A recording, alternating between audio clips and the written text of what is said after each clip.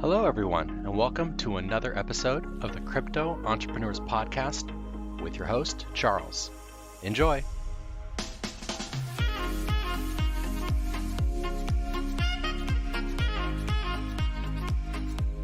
What's up, everybody, and welcome to episode 42 of the Crypto Entrepreneurs Podcast. It's your host, Charles DeEth, and today I'm sitting down with the co-founder of Crypto Invest Summit and Goren Holm's venture, Alon Goren. And today we've got a lot to talk about. We're going to be talking about some of the projects and companies that Alon is either involved with or has started himself. We're going to be talking about Crypto Invest Summit because that is just around the corner. It's actually on the 15th and the 16th, which is next week. So get excited for that. And lastly, Alon's going to give you some tips on how to make the most of your conference experience. Because recently on Twitter, I've seen a lot of people talking about how the last conference they went to has been, a little lackluster. They haven't gained as much as they've wanted to, and they're just not that excited to go to anymore.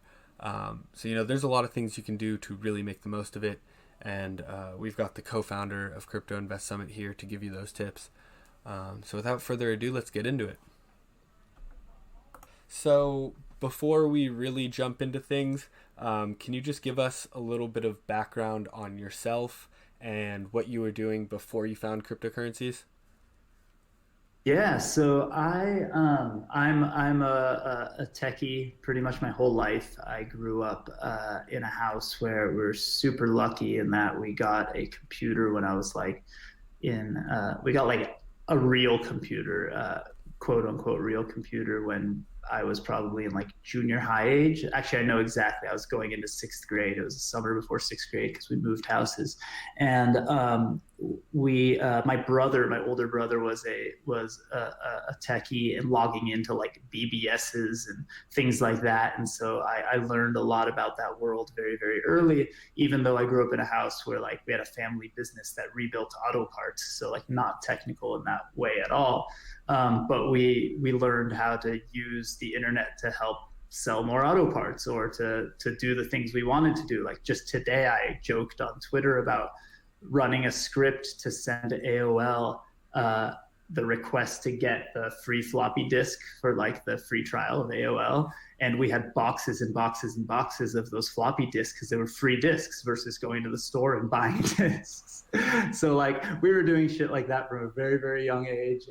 And my first jobs in tech were I had a short stint in the systems architecture group at Countrywide while I was in school, but then I got a job at Myspace and then IMDB. And then from IMDB, I started my own company called Invested In that helped people who wanted to launch crowdfunding platforms. And the crowdfunding world sort of melted and morphed into the crypto world at a certain point.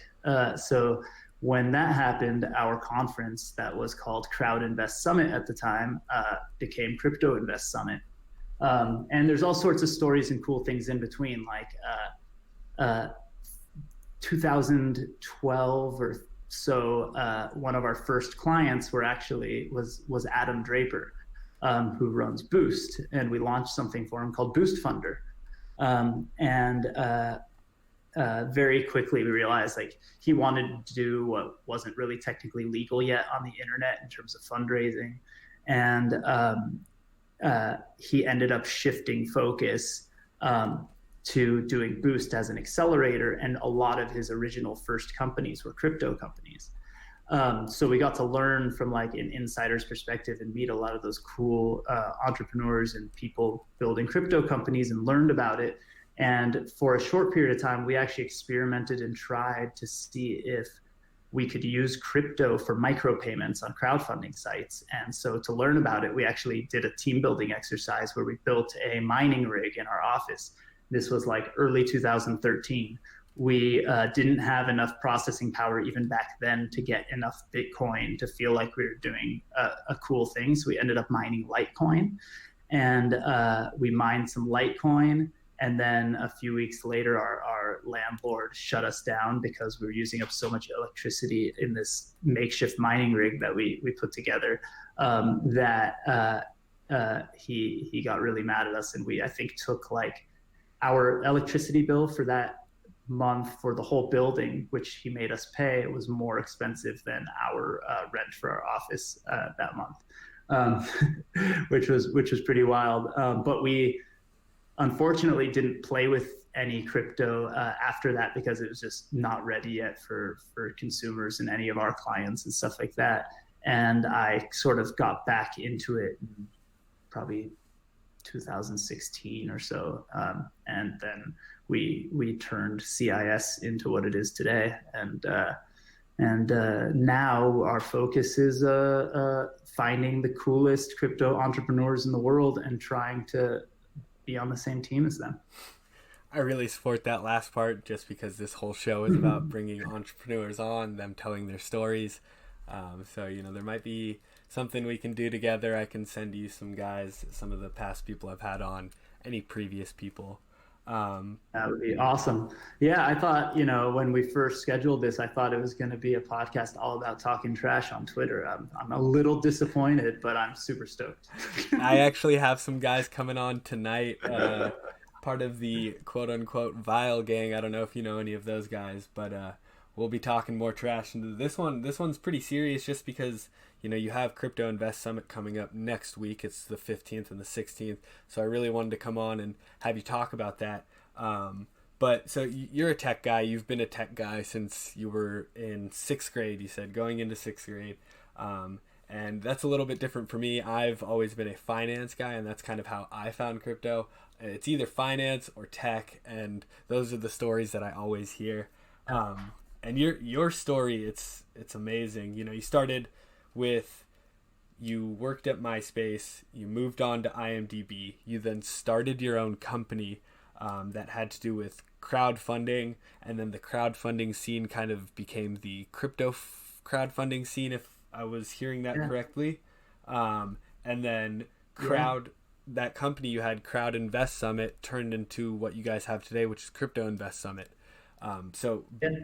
Beautiful transition and beautiful progression from when you first got introduced to now. And so before I had you on, I was taking a look at your Twitter bio, and you've got, I think it says you're the co-founder of 5 different blockchain or crypto companies. So not exact. Well, so if I have to look at what it says on Twitter, but my ADD is forcing me to look at it like this moment. So really, it kind of goes to all avenues and all roads lead to one place, which is GHV, which is just called Goren Holm Ventures. I was working for a period of time because of my work in crowdfunding and all that. It's funny you say your background is finance. I thought I was a genius because all my friends and my brother, who was an engineer, were being asked to work more hours, and they were being begged to quit school when they were going to school. So I thought I was a genius going to school for business instead of computer science. And in a way that was really good. And the reason I started my crowdfunding company was because I wanted to enable people to raise money on the internet as easy as it was to do these ridiculous social media campaigns that I was a part of, like back in the day at Myspace. And so I thought you should be able to use this to raise money for your company, before I really realized it was super illegal to raise money in the way I really wanted to on the internet. So that kind of all drove me to this world. And I always had this mind for trying to completely just destroy the current system and the way people do things, and bring them to modern times, and bring them to the world in a more fair way. And so I was always sort of asking some of the VCs that I knew how things worked and learning about them. And I joined one of those firms for a period of time, and crypto kind of blew up right at that time. And I was the guy who kept feeling like every sort of company I met that was coming through the conference, or every cool company I wanted to hang out with, was offering me to be an advisor to do something. And I was the guy going, oh, that's a conflict with the firm that I work for. And so let's try to get them to invest. Let's try to do something. But I stayed friends with everyone. I didn't take any advisor shares while everybody else is like taking tokens and, you know, doing crazy shit and making a lot of money. And in hindsight, I did the right thing. At the time, I felt like an idiot. But when the conference sort of took off and things were moving, I ended up leaving the firm so I could focus on doing the CIS stuff. And my partner, Joseph, who I do CIS with, we created an LLC that was just called Goren Holm Group, but we publicly called it Goren Holm Ventures.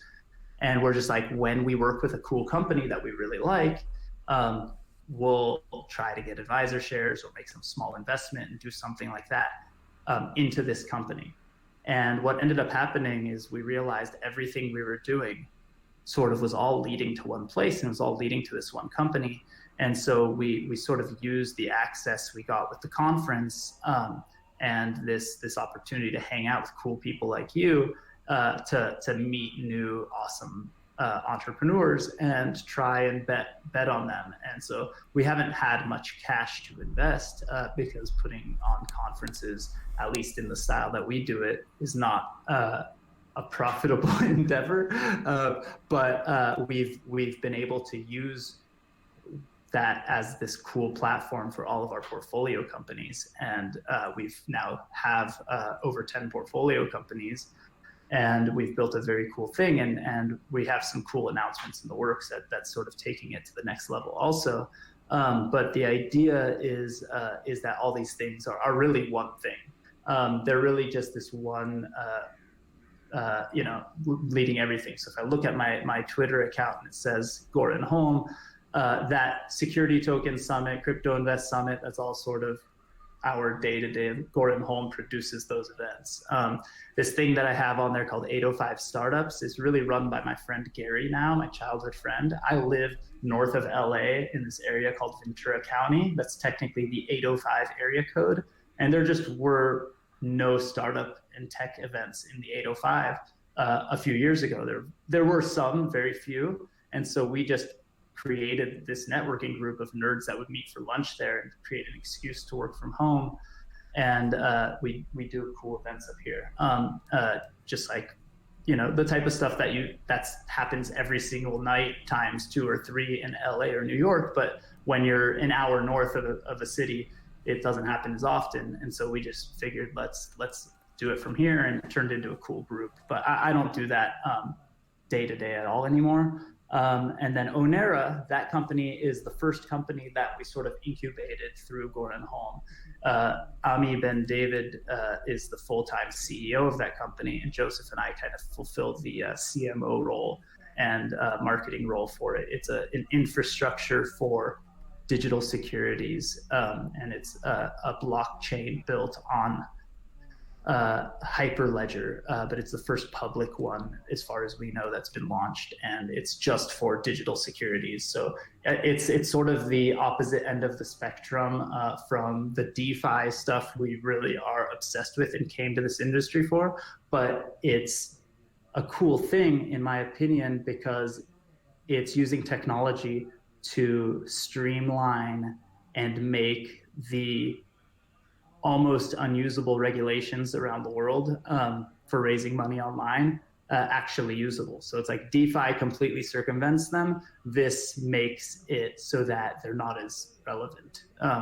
So I think it's a really, really cool thing. And I think that as much as we wish we could just say, fuck the system and raise money however we want, the crazy world we live in is run by the banks. And so somehow securities fraud, even if it's categorized as fraud, even if it's not actually fraud and you're not stealing money from anyone or doing anything like that, puts people in jail.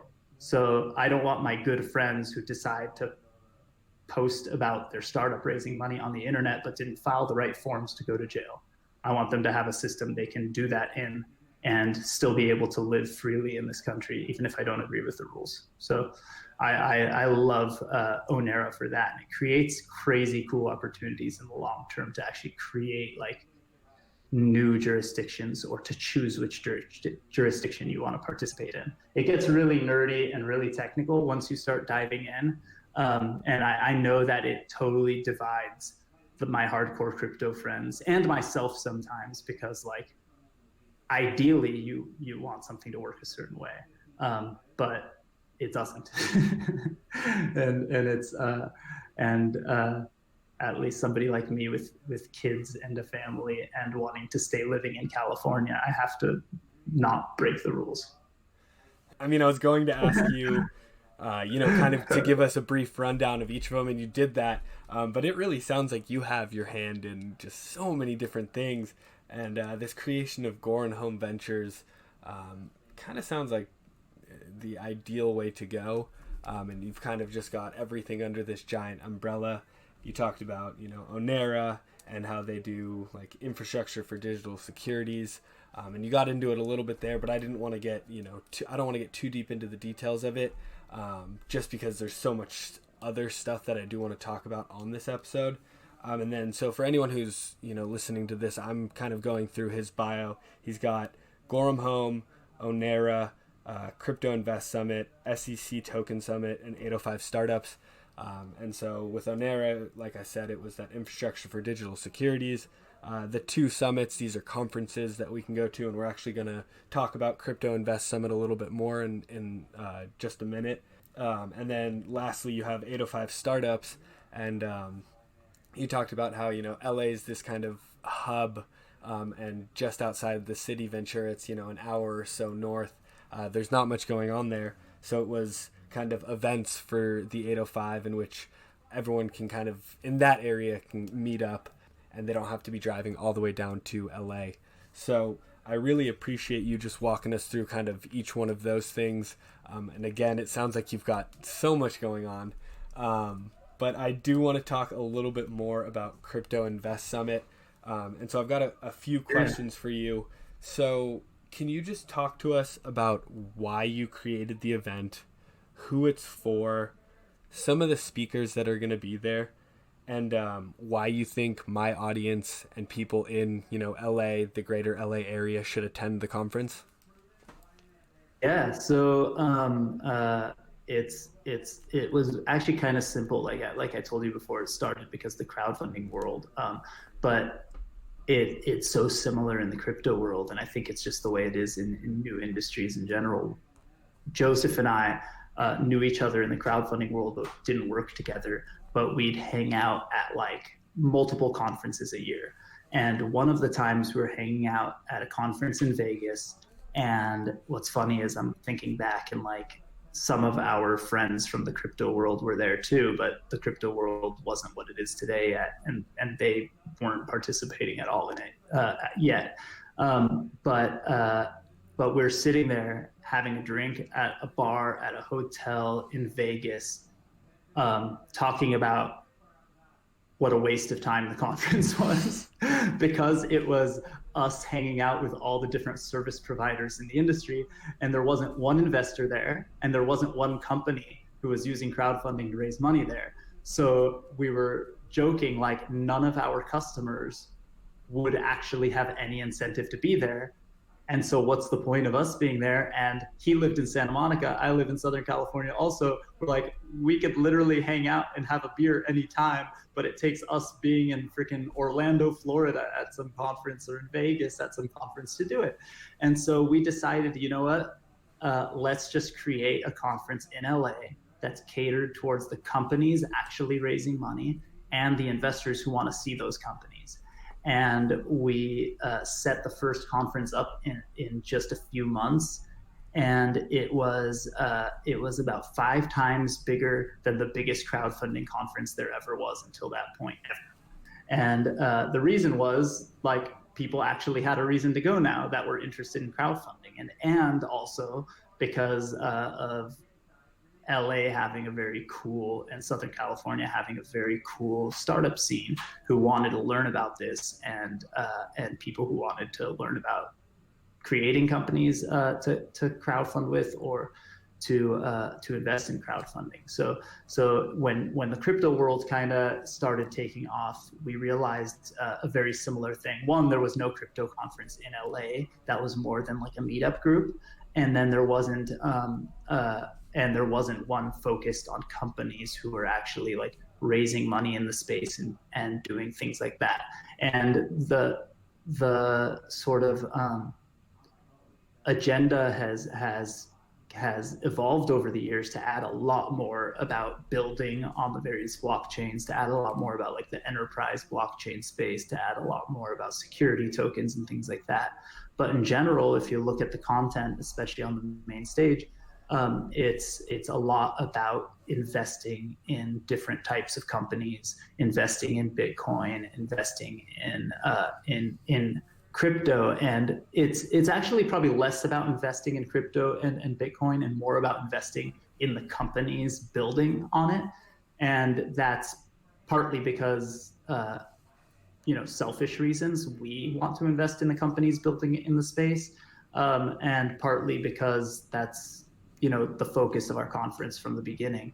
And there are awesome crypto conferences all over the place, but as far as we know, there isn't one that has a focus like ours that runs the way we do in terms of like mainstream adoption being such an important focus, and helping the companies who are building in the space meet investors. Like, it's just there isn't that, and we sort of fill that role, and because of it, people come from all over the world for it. And by the way, LA Blockchain Week is going to be epic this year. Like, starting this Sunday, there are a ton of awesome events, and almost all of them are free. And even CIS, if you work for it and it's not very hard, we have straight on our website ways to get free tickets, but I also have a code for your audience for free tickets too. So the first 20 people to use the code, what the heck did we say it was? The CEP? CEP, yes, yeah. Sir. Yeah, if you use the code CEP, you get a free ticket. So do it. That's what you get for listening to me answer that one question for like 15 minutes. No, man. I very much appreciate it, and I really want to thank you for extending that offer to my audience, because I always like to, try to provide something for them on the episode. If it's not knowledge, which you've already been providing a lot of, it's, tickets to this conference to come out and see what it's all about. And I love what you guys did. You were at a conference yourself. You saw a problem. You were like, there's no investors here. There's no companies here. What are we doing here? We could have, like you said, that beer back home in LA, and you're pretty much having that same conversation. So you decided, all right, let's make a conference for the investors and for the companies. Let's bring them together, and let's get some people investing in the space and kind of growing it out. So I really appreciate you giving us kind of the thought process behind it, and then, kind of who this conference is for. Do you think you could talk about some of those big names just to get people interested? I know they love hearing, oh, this guy's going to be there, or that woman's going to be there, something like that. Yeah, we've got some of the regulars of the space, like the Peter McCormick and Pomp are both going to be doing a few sessions. We're sort of opening the show with Tim Draper coming in again. We were a partner with the Draper Venture Network, which is really, really awesome. And like I said, his son Adam was one of my first clients when I was doing invested in and helped him launch Boost. And so they're part of the reason why I probably know as much as I do about crypto. And so I love having him sort of open up the show when I can. He's done that a few times, and I think last time he had to last minute Skype in, but at this moment, less than a week before the conference, we're on schedule to have him be there in person and do some cool stuff. And we have Catherine from the CEO of Binance USA doing a fireside chat, which will be really, really cool. We have a guy who is the managing director of eToro USA doing a cool fireside chat and making a huge announcement for eToro.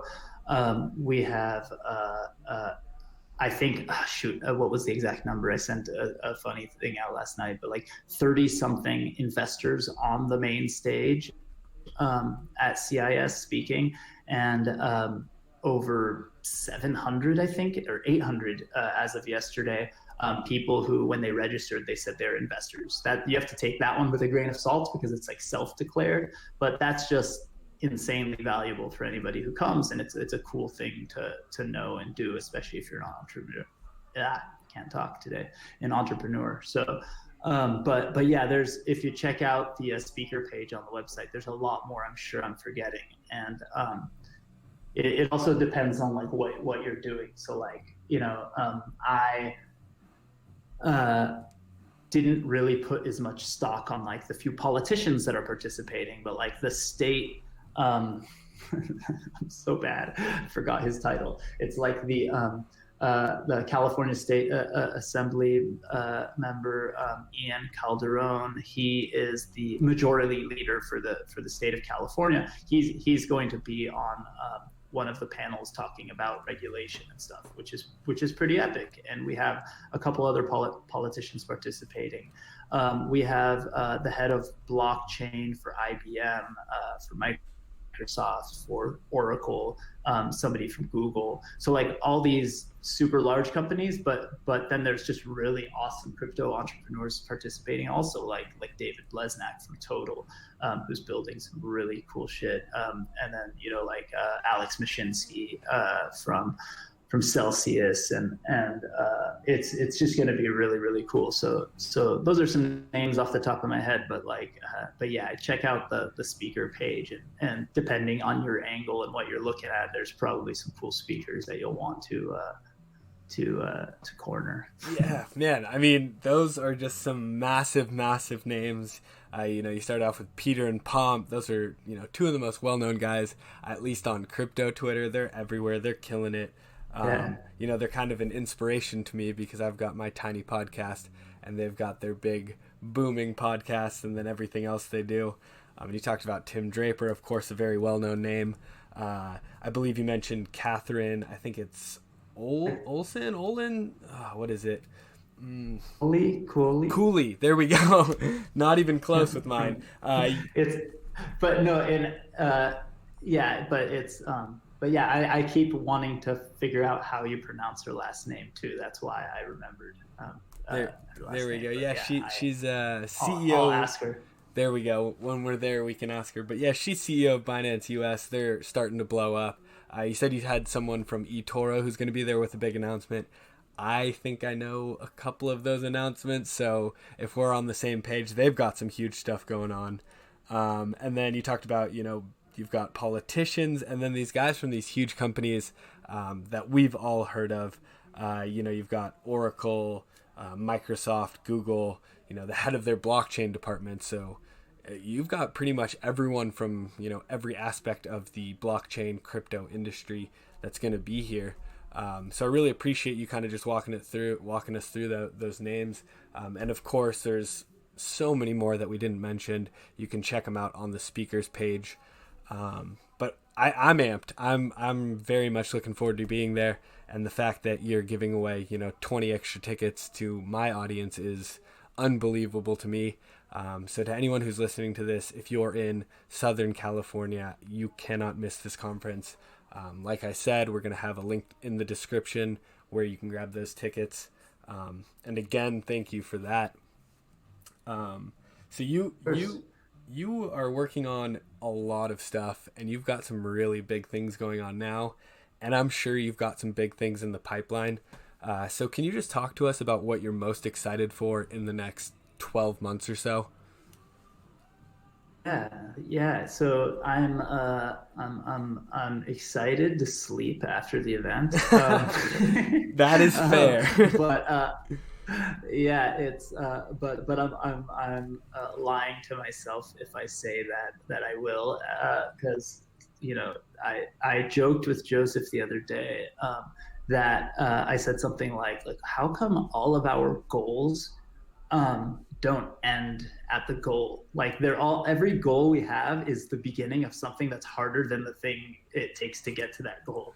It's like it's kind of nuts, but it's kind of the way most entrepreneurs are wired anyway. It's like, okay, we got to raise money for a company, and once you finish raising money, now you actually start. Like that's the beginning. That's not actually the end.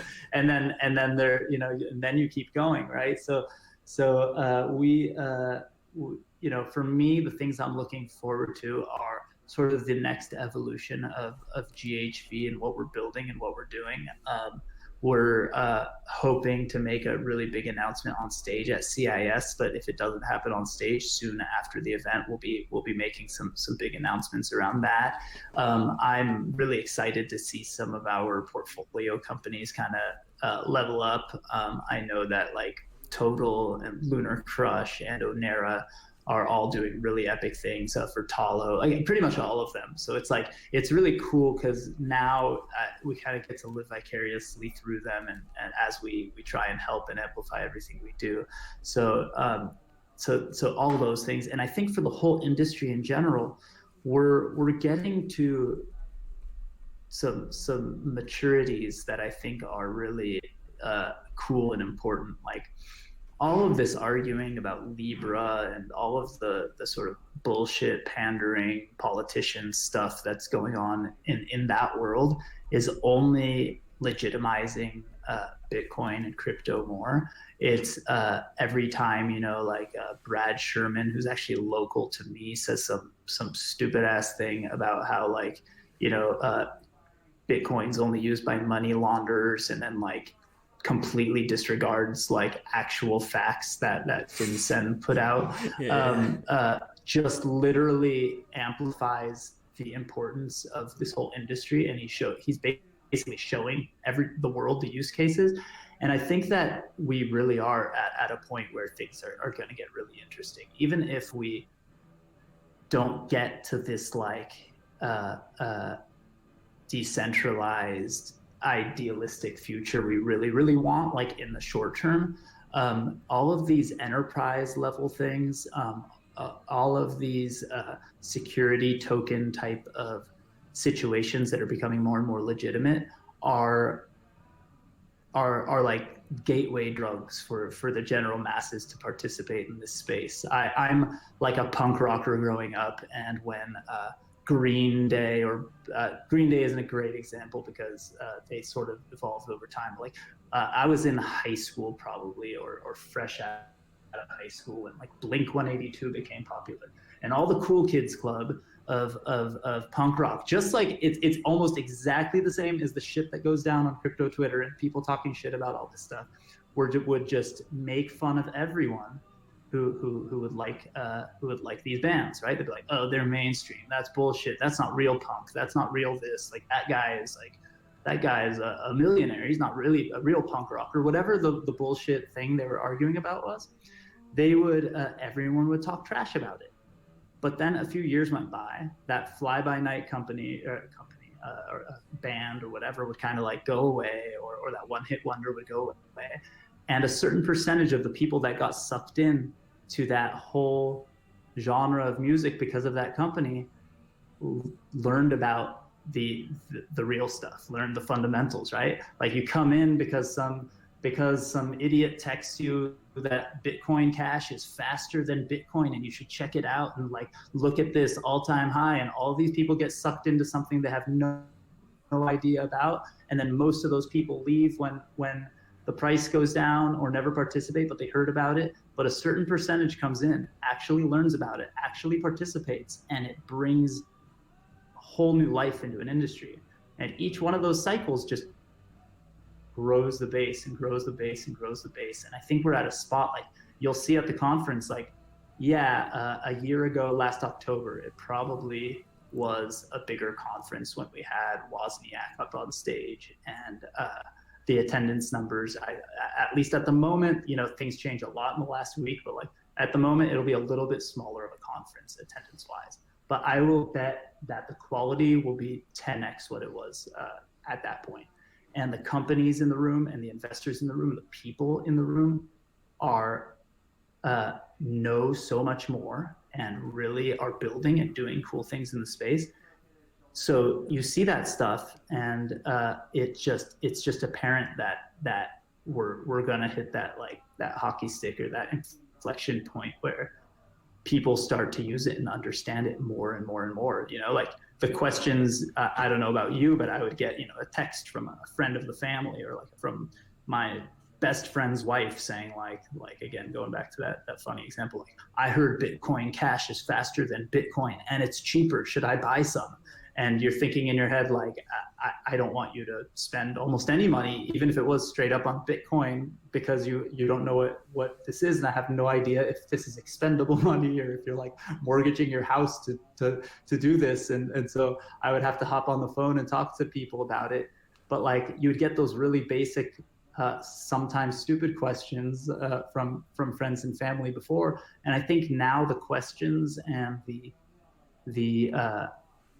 participation is a lot more just informed and educated. And the more that happens, like, the more we're just going to get adoption, and the more adoption, the better it is for the industry. Like I think a few people have posted recently that like the price is an indicator of something, but it's not necessarily an indicator of the sort of quality or health of the whole industry. The actual usage is, and more people using it, more people participating in it. It's why I'm more on the side of people who get really angry for folks that won't transact in crypto because they're holding or hodling, right? Like, okay, you can hold that $5,000, that $1 million, that $10 million, whatever you want to hold, but to further the industry, you have to use it sometimes. Like I'm a firm believer of that. And so I try to do stuff like when I meet new companies, I tell them, if I can use my cell phone, because I want the user experience to be good, if I can use my cell phone to buy your product or participate in your product with crypto, before tomorrow or on the flight home or whatever the sort of thing is that I say to them in that moment, I will be a customer. And I've, unfortunately, more than half the time, the products aren't ready to be used that way. But the half the time that it works, I do, buy stuff in crypto or transact on websites in crypto for that reason.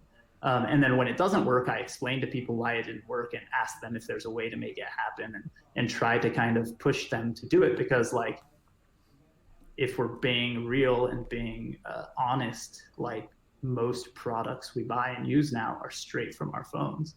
If we can't participate in the crypto world that way, it's going to be really hard to get the sort of masses to participate. So completely. I totally went on the longest rant ever there. Probably not answering your question because I already forgot what it was. No, you actually did touch on it. And then you talked on, you kind of elaborated and went on a bit of a tangent, but I like what you were saying, and I agree with what you were saying about the fact that we're kind of at this tipping point where we're starting to mature. We have people we're in the news, crypto's in the news almost every single day. It's being put in front of Congress. The tax laws are being changed because of it. There's a lot going on, and it is, this maturing that we're seeing versus a year ago, 2 years ago, when everyone was in here just for the hype and the money. So I liked what you were saying about, the conference may be smaller, but it's going to the value that you're going to get from the conference, and the people there are going to be 10 times as dedicated, and willing to put in that work that needs to happen to spread adoption. But no, the question originally just was, other than the conference in this next week, what are you most excited for? And you mentioned sleep because, you've got a conference coming up in a week. I'm sure you're up working 15, 16-hour days to get it ready. And I'm looking forward to the conference because of that. And then, you just talked about how it's really never ending. And I think anyone who's listening to this and any entrepreneur can really, vibe with that. Once you meet a deadline or a goal, there's always something bigger and better that you got to take on after the fact. And you also talked about, just watching your portfolio of all these different companies kind of mature and grow and start to realize some of that gain and that benefit from these investments that you guys have made. So I'm looking forward to what you guys have coming up in the next, 6 to 12 months. You did talk about GHV and an announcement that you're going to be making on stage or shortly thereafter. I know when I ask this question, it's tough because you got to keep stuff under wraps until you can actually release the info. So I'm looking forward to it. I'm going to be at the conference. Can't wait to hear about it. And thank you for kind of giving us this timeline on, what you guys got going on for the future. Now, I really appreciate everything we've talked about so far, and I do want to end with one last thing. And you kind of touched on it a little bit with regards to that feeling that you got when you were at the conference and what this next conference is going to be like. But can you just give my audience a tip on how to make the most out of this conference experience? Because I don't know if you've noticed on CT, which is crypto Twitter, that a lot of people have found these conferences, not yours in particular, just crypto conferences in general, to be a little lackluster, and they don't think they're getting too much out of them. So can you just give us some tips on how to make the most of it? Because I feel like some people are doing it a little bit wrong in a sense. You're totally right, and I think that I've done conferences wrong in the past. I've done conferences right, and I think I thought we were going to sort of try and build a conference that was like so extremely different, that is like so valuable for everyone. But there's certain things that just like they're a part of the conference, and some people, they're different. Everyone is different, right? So I have, I'm not good at sitting in one room and watching hours of content, and I wouldn't be able to absorb it in that way, probably ever.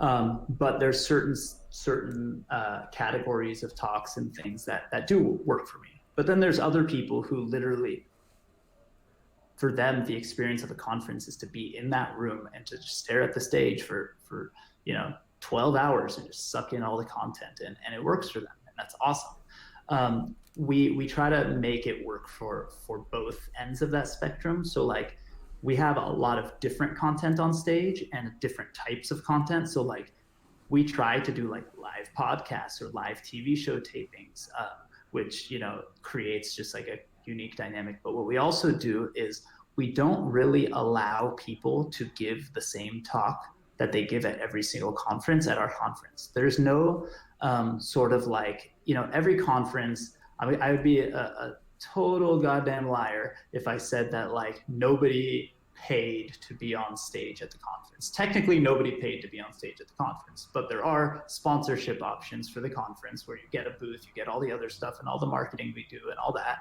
where you end up with a keynote or a fireside chat. Like that said, we don't do like that basic thing that a lot of other conferences do, which is like pay 10 grand, get 10 minutes on the stage, or pay 5 grand, get 10 minutes on the stage. Because if you go to those conferences and you sit in the room, it's literally just company after company giving their 10-minute pitch. And it gets really boring. And it also creates a ton of content that if you sat at home and Googled the name of that speaker, you'd probably find 3 videos of them giving that same talk already. So like we try to mix it up. Like even when we in the past have gotten, people like Steve Wozniak to agree to come to our conference, we wouldn't let him just give a keynote. Like we literally told them like, we'd love to have him, but here's a few options of people we have to interview him, because we would love to create unique content on the stage. So there's that. And going back to your question, and of course the panels, we do the same thing. Like we get people on panels and we try to mix it up. We try to put competitors on the same panels. And we try to get people to purposely, like be controversial, but not in an asshole way. There've been a couple of times where moderators were not cool, or people on panels were not cool. And we make it clear to them that like, we're not okay with you being that way, and we'll probably not invite you back if you continue to be that way. Not that we don't want people to disagree. Like it would be really freaking weird if everyone just agreed with each other all the time, and it would suck for content. But we don't want people to just be like that sort of what's wrong with politics today kind of thing, where it's like, oh, I disagree with you, so you're the enemy and I hate you and you're a horrible person. Like that's not going to fix anything, and that's not going to actually tell us why you think your idea is better than mine. So tell me why you think it's better and let's argue about it. So like we like that stuff. So we try to make the content not super boring to just sit through, because if you do that, then all the value you get out of the conference is hanging out in the halls. But hanging out in the halls is super valuable for people coming to conferences. And what I will say to most, and I'm guilty of this at a lot of conferences, is don't go to the conference, stick your head in the room, watch some panels, walk out to like the bathroom or walk up and down the halls, check out the companies on the expo floor, and just kind of wander around. That you can do that, but if you're not like a naturally talkative person, go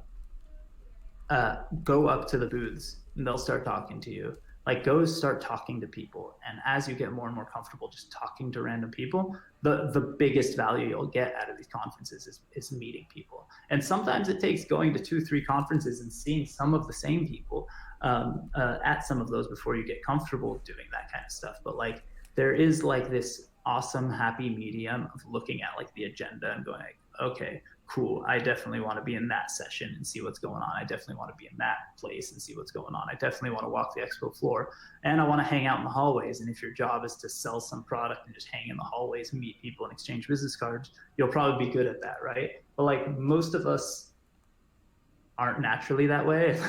We might be that way on crypto Twitter and be real talkative, but in like real life we'll be, you know, totally cool hanging in the corner staring at our feet, or being on Twitter in the corner of a conference.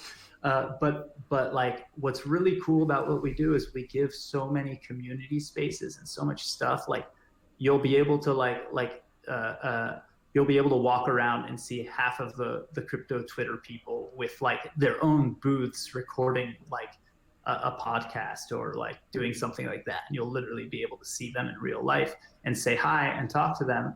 And as goofy and stupid as all our arguments are on Twitter, like, everyone is really, really fucking cool. Like, it's so you'll get to meet really cool people, good people, and I think that's where the value comes, right? Like, don't expect to sit in a room the whole time, because you'll be bored and you'll be like, screw this conference, this is boring, because you'll be in a segment that's all lawyers talking about regulation, and that won't be your thing.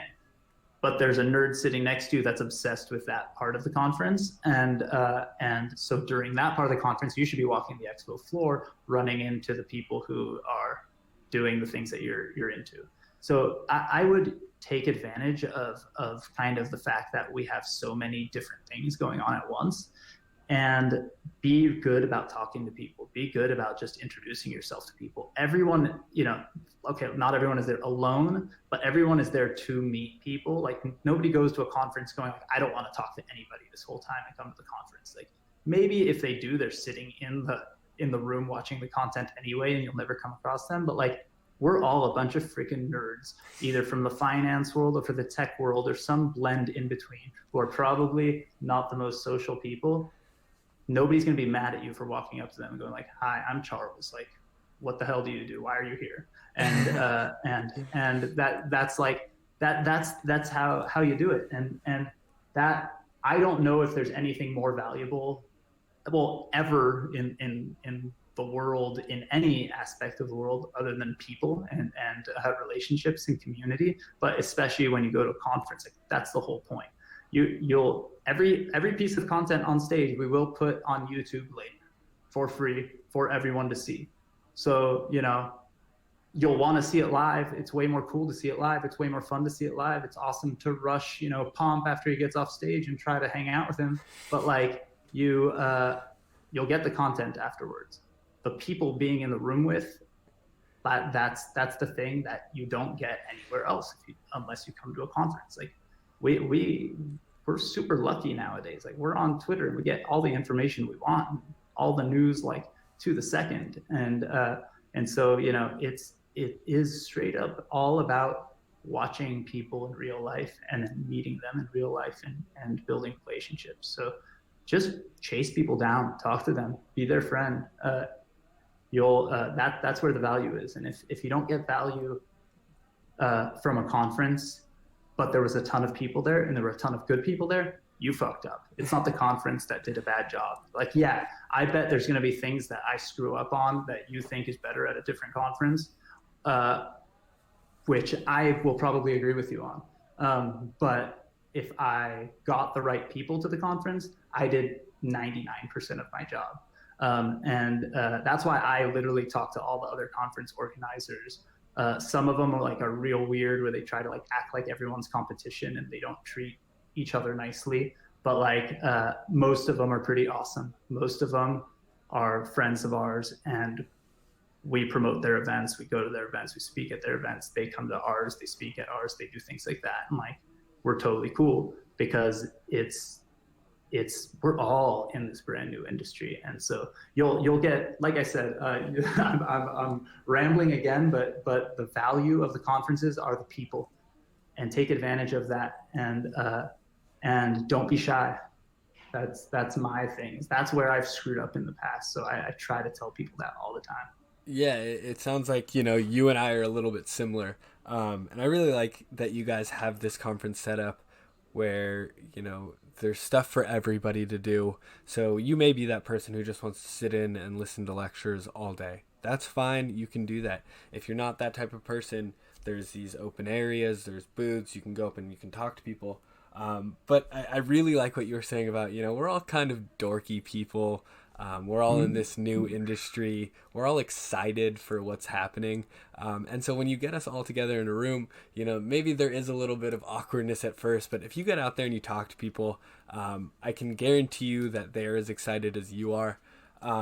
When I first went to my first couple meetups, they were in Long Beach, LA, that kind of area. I sat there. I didn't say much. I talked with a few people. I was like, these meetups really aren't for me. I went to a few more after that. I really started networking with people. I started talking with everybody in the room, making connections, talking about my podcast, telling people, hey, let's get you on, etc., etc. I found the value in them, increase exponentially. So for me and for you, we kind of have the same tip. Get out there, talk to people. The worst they're going to say is, hey, I'm busy, or I got other things to do. Don't be embarrassed. But they probably won't. Yeah, they won't. That's the totally thing, cool. Everyone's as excited as you are is what I really want to get across. So you've, walked us through so much today. You've talked about your past, this conference, what you guys have got going on in the future, and how to really have a good time at this conference that's coming up next week. Again, for my listeners, it's the 15th and the 16th, and like Alon was saying, he's got 20 free tickets. We're going to have a link in the description. You can click on that, and the code that you will use, the promo code, is CEP for Crypto Entrepreneurs Podcast, and that'll get you a free ticket. So I really hope to see some of you guys out there. And before we go, Alon, do you have anything else that you wanted to mention, or anything that you want my audience to know?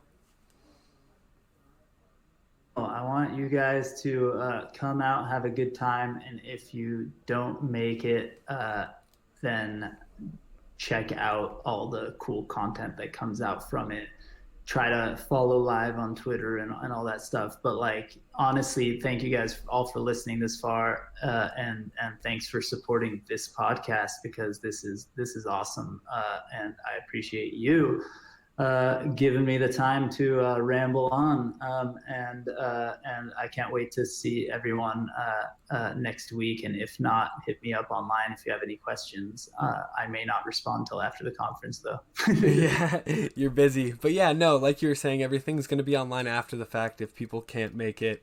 Obviously, if they're not in Southern California, it'll be a little bit difficult, but we'll have a link to your Twitter, to any other Twitter handles that you would like me to include for the conference, etc., etc., and any links as well. So check out all that stuff down below, guys. And again, I really just want to thank you for taking the time. All right, guys, that wraps up another episode, and I just want to take a quick second to ask you a huge favor. If you found anything in the episode helpful, or it's been inspiring to you in any way, I just ask that you share it with your friends, family, anyone you know on social media, and hopefully we can help them out as well. Have a good one.